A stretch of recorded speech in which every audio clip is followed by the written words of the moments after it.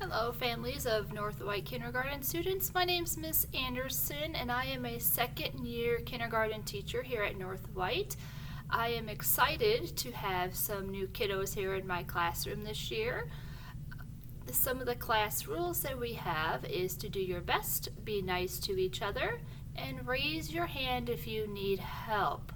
This year we're going to have to wear some masks, so sometimes I will have a mask on that looks like this. Don't be afraid, it's still me. I'm just being silly with a mask on.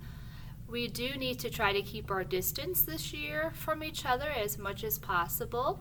As you can see on the tables behind me, we have 2 kiddos per table.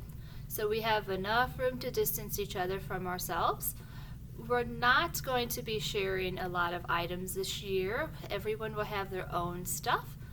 And we're going to hopefully have a lot of fun and learn lots of interesting stuff. So as you can see, that's how our room is going to be set up for right now. And I am looking forward to meeting each and every one of you guys. Bye, guys.